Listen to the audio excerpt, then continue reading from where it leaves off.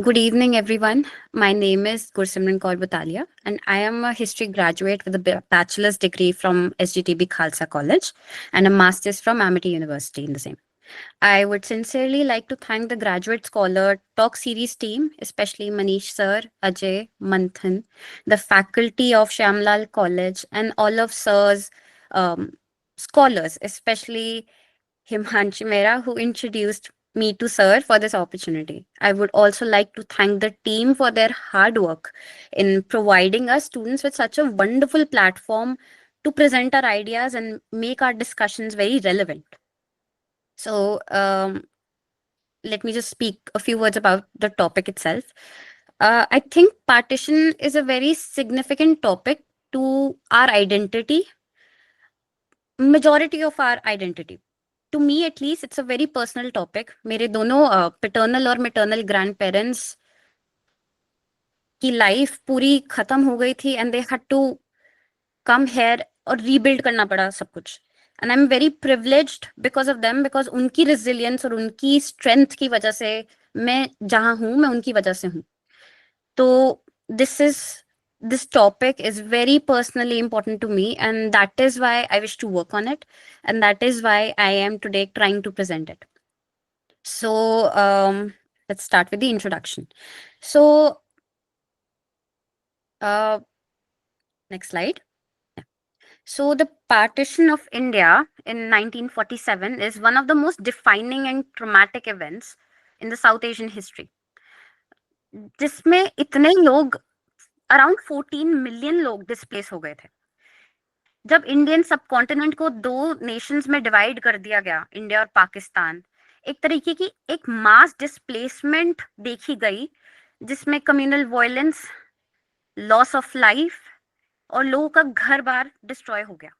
रातों रात families were forced to flee across these new borders to make a new home for themselves, जिसे मेरे हिसाब से can be considered as one of the most biggest events. ये जो this migration that was spurred by the partition transformed the urban and the rural landscape across the regions of Punjab, West Bengal, Bihar, Delhi. In Delhi, an unprecedented, influx of people caused this rapid urban expansion that led to creation of new settlements. Meanwhile, Punjab जैसी जगह में, because there was a lot of agricultural land, there were a lot of resettlement programs that were implemented, but to technically, create a new place for that displaced population. These changes not only reshaped the very economic and the demographic fabric of those regions, but it also set a very long-term social and structural transformation that we can now see. So studying refugee rehabilitation beyond that traditional political and social narrative is very important to understand the concept of resilience and adaptability of these communities. जो policies and measures that were enacted during this period not only facilitated that immediate recovery of those population, but also it had a very long lasting impact. By examining this sort of concept, we can actually gain a very valuable insight, जो कि आज के crisis के लिए बहुत important है, जिसमें हम लोग फोकस कर सकते हैं स्ट्रेटेजिक प्लानिंग पे, रिसोर्स एलोकेशन पे, and this community integration after the post displacement process. Next slide. So I will be just giving you a very prerequisite idea of what sort of migratory pattern we could see after the partition. So there is a distinct migratory route or a few routes that were, kind of emerged जब लोग, traveled. One of the most significant routes was the Rawalpindi to Indian Punjab corridor, where Hindus and Sikh from places like Rawalpindi, Jhelum, and Multan migrated to Amritsar, Jalandhar, and Ludhiana. Many of these refugees technically traveled by train, जिसे कहते हैं Athri Wagah border, or moved in caravan, large caravan by road, often facing attacks along the way. The influx of this amount of displaced um, people um, reshaped these areas entirely. And because there was a need to rehabilitate, colonies like Model Town came up. Another key migration route was Lahore to Delhi, as thousands of displaced Hindus and Sikhs made their way towards from Pakistan to the second largest city of Indian capital. Many took the Lahore Amritsar Delhi rail route, passing through Firozpur, Ambala, and Karnal, while others traveled on foot or convoys. Delhi was already undergoing a very severe, rapid urbanization before partition took place. But after the partition, the amount of people that they received in those cities, there was this immediate need to create settlements. And वहां से हमें देखने को मिलती है Lajpat Nagar, Rajendra Nagar, Jangpura extension, Punjabi Bagh, and many more. A lesser studied but significant migration has occurred from Sialkot in West Pakistan to West Bengal and Bihar. Many Muslim families from Sialkot, Gujranwala, and Shekhupura migrated eastward, traveling via rail network from Lahore, Delhi, and Patna before reaching destinations like, you know, Kolkata, Murshidabad, and Purnia. Unlike in Punjab, where there was large-scale rehabilitation efforts that were being undertaken, many migrants that were in West Bengal, Bihar, struggled because of inadequate resources, leading to the prolonged existence of these refugee camps. For example, if we take Cooper's camp in Nadia, these patterns, studied by historians such as Ravindra Kaur, Khushband Singh, Ian Talbot, they highlighted the complexity of human movement during partition. Each route reflects a story of displacement, resilience, and adaptation as refugees navigated not only the political aspect of creating a new life, but also the social and the economic upheaval that they had to, go through. Next. Why do we need to study this in the first place? Studying partition and refugee rehabilitation is very important to understand how this painful and this traumatic chapter actually unrevealed itself.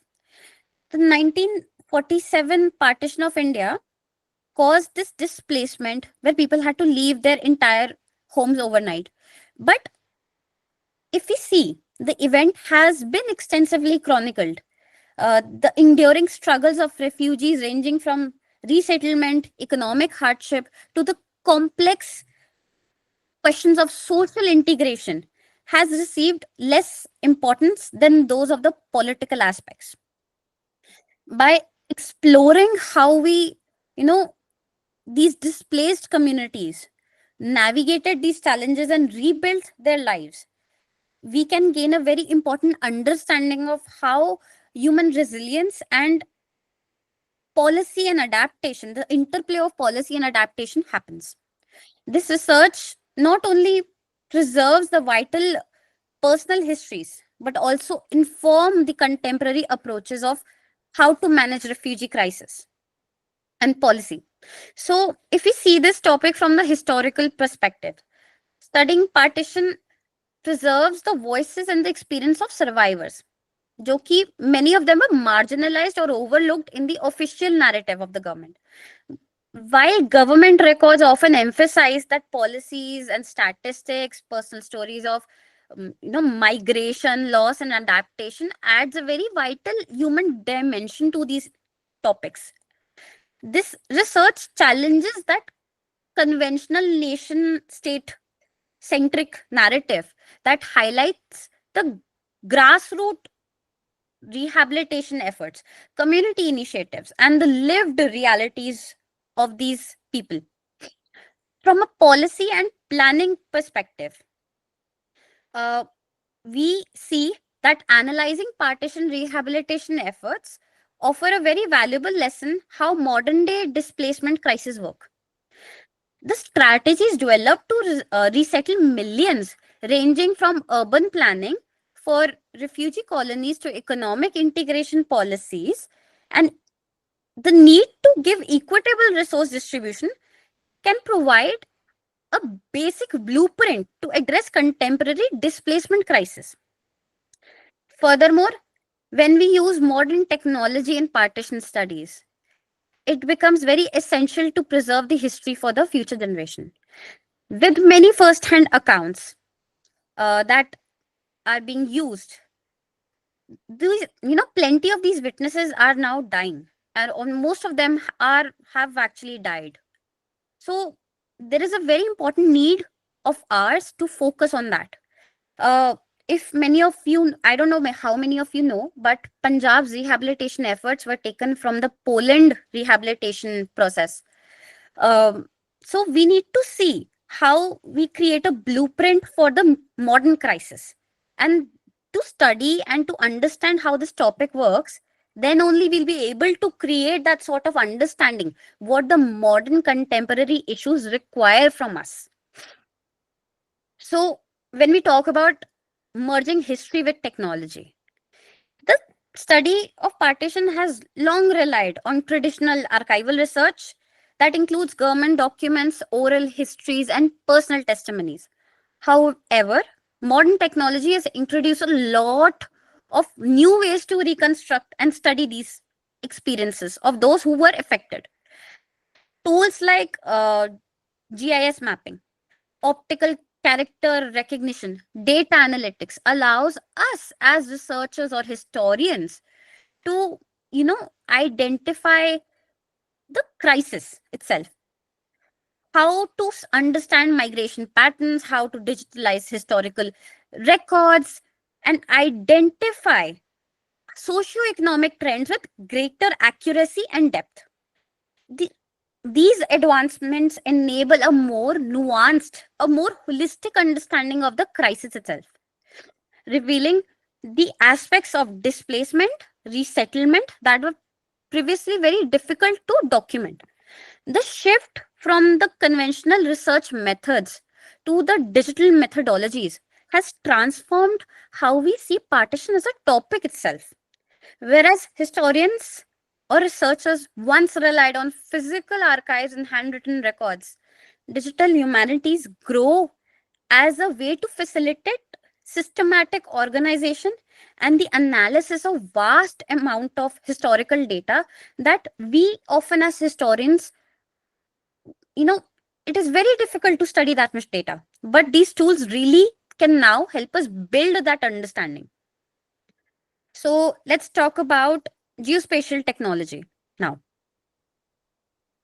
So how does GIS system works? So GIS is like a smart digital map that highlights and analyzes and also visualizes data related to certain locations.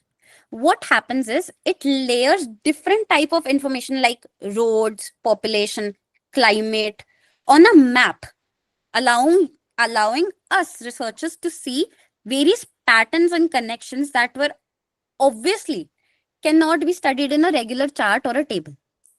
For example, GIS is used to study how a city grows over time or how development grows over time and where people move during, you know, these specific times.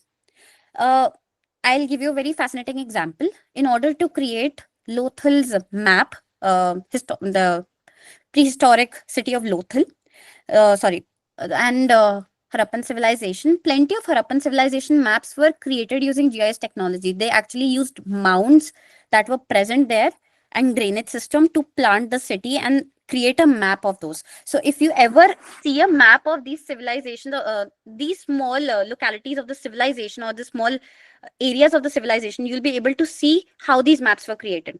You can actually see it online how it is done. So I'll also give you a very fascinating example. So the remote sensing technology that processes the information, the collective information about the Earth from a distance, usually through a satellite, drones, or aerial photography. It tracks the changes in land. It can track the changes in land, forest, water bodies, even urban areas without physically being there. So, if we use these technologies together, it can be very fascinating and very easy to conserve certain areas. We can also study very fascinating aspects of partition itself. So, if we see Shekhar Bandyopadhyay's study on caste and partition in Bengal, he highlights the marginalization of Dalit refugees in post-partition rehabilitation.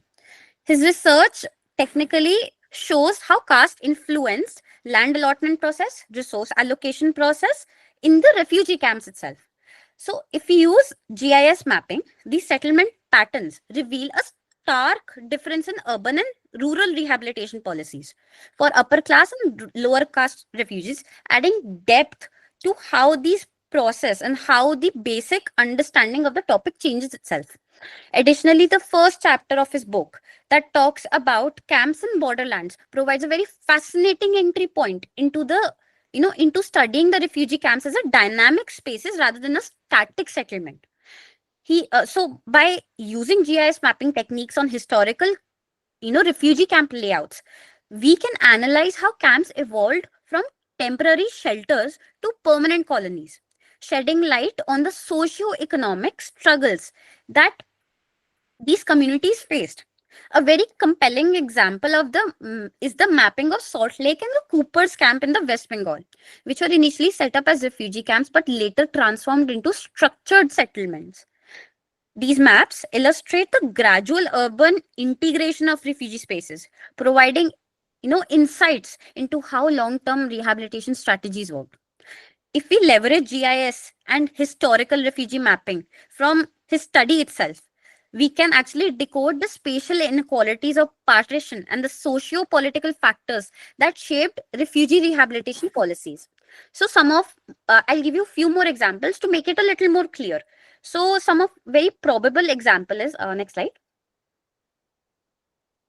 There's a very notable study that was done by the 1947 Partition Archive that used GIS mapping to geocode over 10,000 oral histories that created a visual representation of the migration routes. These studies revealed that major resettlement clusters in Delhi, Punjab, and Bengal demonstrated how, displaced population were concentrated in certain areas based on socio-economic status and government policies. The research also highlighted forced displacement patterns among lower caste refugees, supporting Shekhar Bandyopadhyay's argument that caste played a very significant role in rehabilitation policies. Additionally, Tiara Bhattacharya study at Tufts University, if I'm not wrong, analyzed a migratory inflow and outflow in Punjab and Delhi using GIS. She so basically her research demonstrated how kernel density mapping, it's another form of GIS mapping only, that technically focuses on high-low clustering techniques, could be applied to identify high concentration of refugees and resource distribution inequalities. For example, by analyzing the government housing project in Delhi, her study found that affluent refugees were allocated better housing while marginalized groups remained in overcrowded camp for extended periods. I can also give you a very honest example of my own colony, which is Jangpura Extension. So Jangpura Extension has had very renowned people who have stayed here, especially in one of the very popular blocks that have more than 700 square feet of space for each block. So if you know a very famous sculpturalist, Amarnath Sehgal, if you know a painter, Mr. M.F. Hussain, if you know these people, then you would know what sort of popular people I'm talking about. Uh, these people were given land directly by Pandit Jawaharlal Nehru. Amarnath Sehgal, his home and office was based in Jangpura. Now it has been converted into a sort of an art gallery. foundation for his work. So you can go and visit it. It's not an issue anytime. So the story goes that while he was in New York, working as a sculpturalist, he was quite renowned by the time. So Pandit Jawaharlal Nehru visited him there at his place and asked him to move back to India. And when Amarnath Sehgal said that why should I? My work is never going to be, given any importance in that country. Even when I was there as a student, I couldn't be given the same importance. Why should I come back? He said that we don't only need scientists and, bankers and scientists and engineers or doctors. We also need painters, sculpturalists, social scientists, etc. So this was a story that the curator there who handles the work told me. And there was another book that was given to us by her. It's on Jungpura Extension, a history of Jungpura Extension. So you can also see that if you are ever interested. So I'm just giving you an idea. Why I took Shekhar Bandyopadhyay's book on caste and partition in Bengal um, is because the first chapter of his Camps in Borderlands provide a very foundational framework of or a sort of a roadmap to study the refugee camps. It emphasizes how GIS can be used to map the transformation of refugee camps into permanent settlement patterns. Next page. That's also done. Next slide. So now I'll be talking about OCR and text mining technology. So how does OCR or text mining technology technically works is OCR technically converts scanned, handwritten or printed documents into digital text. What it does is it helps historians to extract information from old records, newspaper archives by making them searchable and analyzable. What text mining and natural language processing does is it uses algorithms to scan large number of volumes for certain specific patterns, keywords, and themes. So a few examples of OCR and text mining technology are one of the most compelling example. Next slide.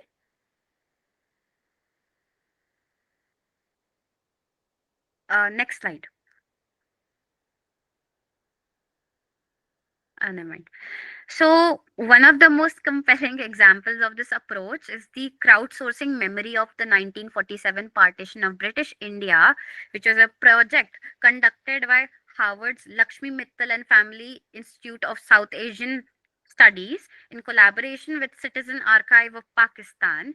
What the initiative did was it collected over 2,300 oral histories between 2017 to 2019, focusing on the underrepresented voices, including women, Dalits, Parsis, and Christians, whose stories were often absent from the official records. By applying the OCR technologies, they were able to digitalize handwritten and typewritten documents such as refugee registration forms, government compensation list, and newspaper archives from 1947 to 1950. The process converted physical records into searchable and analyzable text that made it very easier for them to crack the rehabilitation pattern and government response. Text mining, including the natural processing language, were then used to analyze these vast data sets. And one of the breakthrough from the project was that they identified certain keywords and recurring phrases in the government records, which revealed delays in compensation payouts to refugees, particularly of amongst lower caste and economically disadvantaged groups. There were certain patterns of discrimination in land allotment where upper caste refugees received better housing and farmland, while Dalits and Muslims were forced exclusion. The physiological impact of partition as common themes of loss, trauma, and identity crisis emerged from those survival testimonies. For example, text mining of refugee petitions and legal documents where widowed women struggled to claim property rights as the laws did not account for female heads of the household. These findings have been instrumental in reshaping how we see and how we understand gender displacement and post partition legal struggles. Furthermore, what OCR has been able to do is that it has been able to digitize the newspaper articles from 1947, revealing how media shaped public perceptions of the refugee crisis. A study analyzing newspaper archives in Delhi and Lahore found that while government sources framed refugee camps as temporary, text mining of letters to the editor showed that many refugees lived in those camps for decades due to bureaucratic insufficiencies. So if we leverage that, if we leverage these, we can make previously inaccessible information available for analysis, ensuring that these marginalized voices are included in the partition history that has been lacking. Digital humanities and its tools provide an unbiased and data driven way to reconstruct realities of refugee rehabilitation, making them indispensable for historical research. Next slide.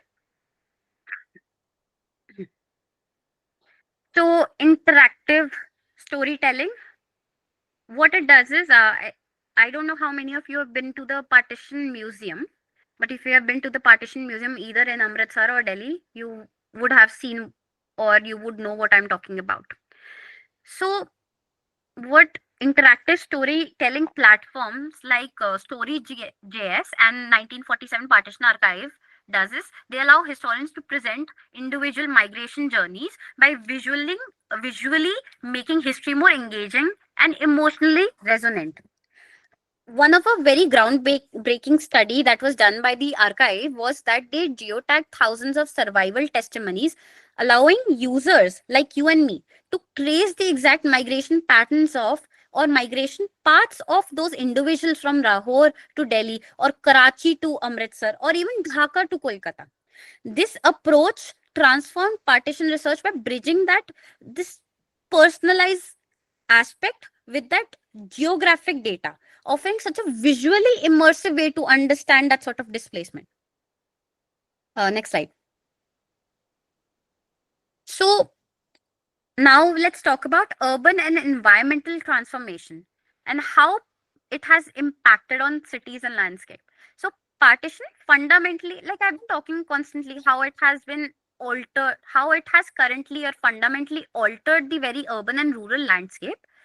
uh, that how these colonies have evolved into permanent colonies, and they have changed the city planning, the infrastructure, or the environmental condition of the um, said colonies.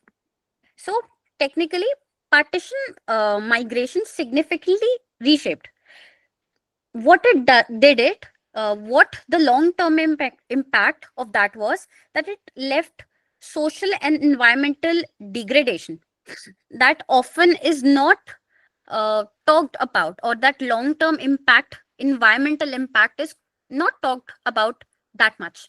So Ravinder Kaur study in since 1947, partition narratives amongst Punjabi migrant.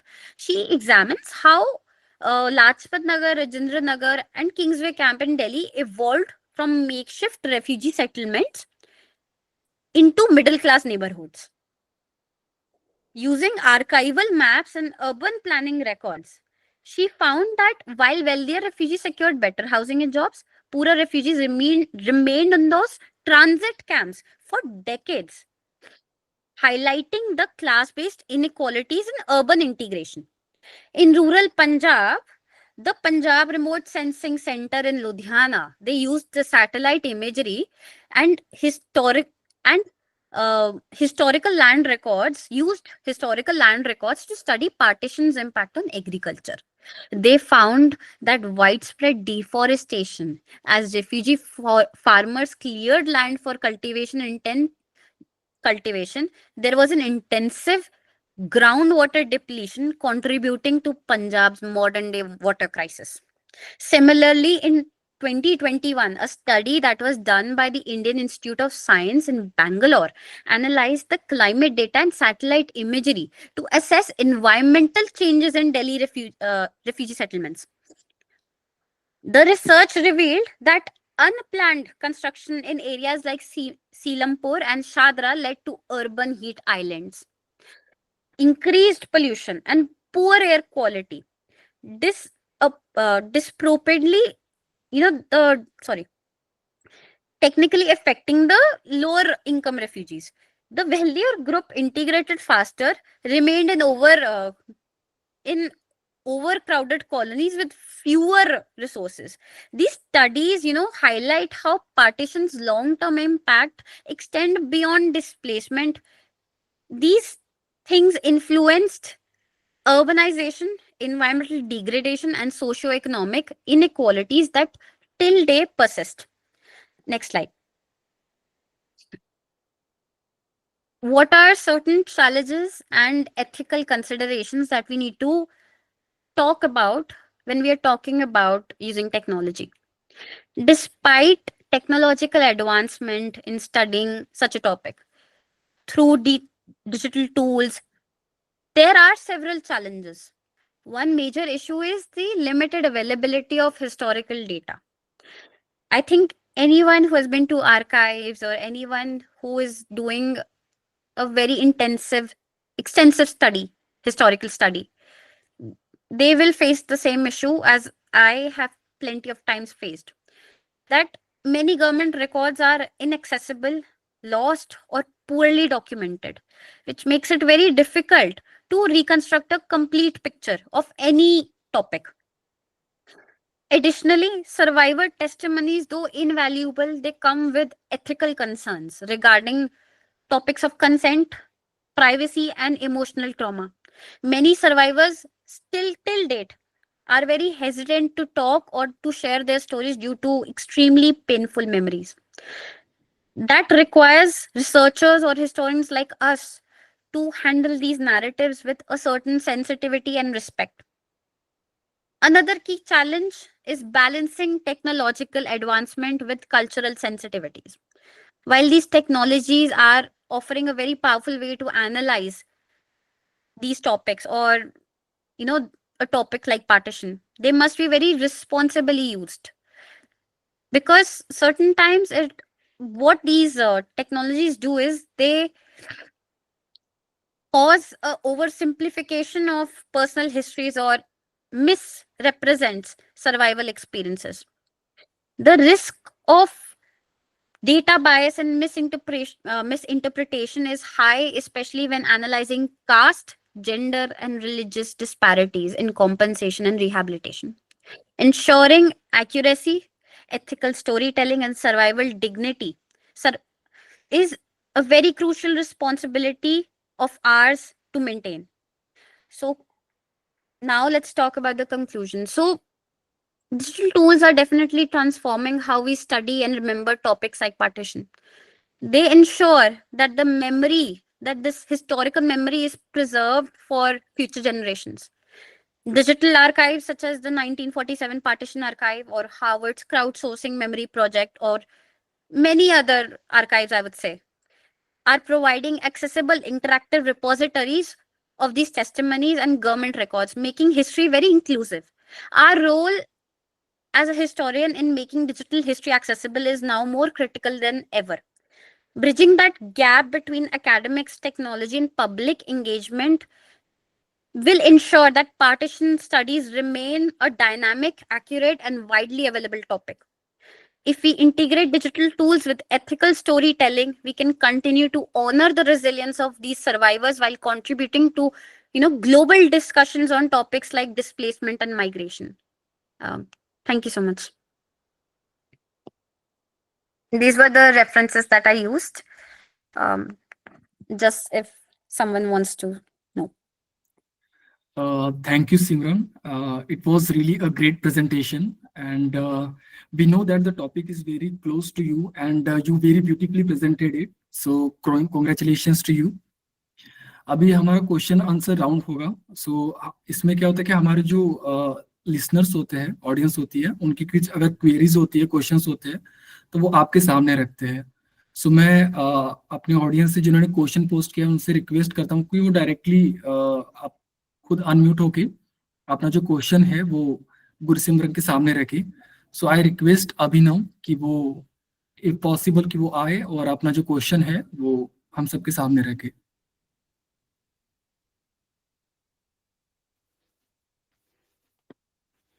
First of all, congratulations for wonderful discussion. and the use of technology in history. I have personally learned many new things. So my it is not a question; it is just a curiosity that since Pakistan was also a part of the partition, and we study partition in the reference of South Asian history in a whole. So how can we access or the we can use the technology uh, for make for writing the history of partition? In order to write a more inclusive history of partition, I understand that there are concerns that how to get access to certain records that are on the other side.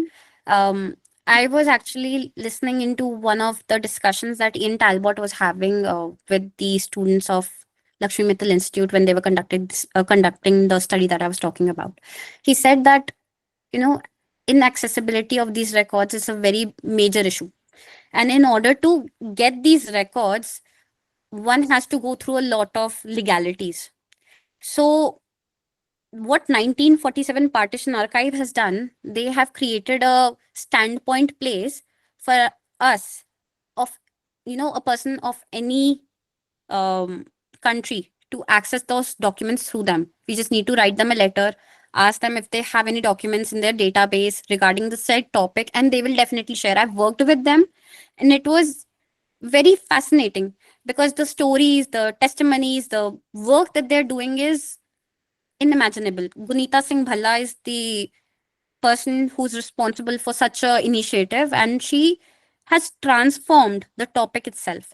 And that, I believe, I know sometimes that there's a lot of information that we may as well never be able to access since it's on the other side of the um like other side of the world or other side of the nation. But there are plenty of people who will be very happy to collaborate, whether being from any nation, and they will 100% make sure that you'll be able to get what you want. Since I have collaborated with plenty of people from the other side, and they're just as much enthusiastic as we are about the topic. Okay, thank you Simran, thank you Abhinav. I think Siddharth hand raise कर रहे थे. अगर उनकी कोई query है तो वो सामने रख सकते हैं. Siddharth Yadav, I guess.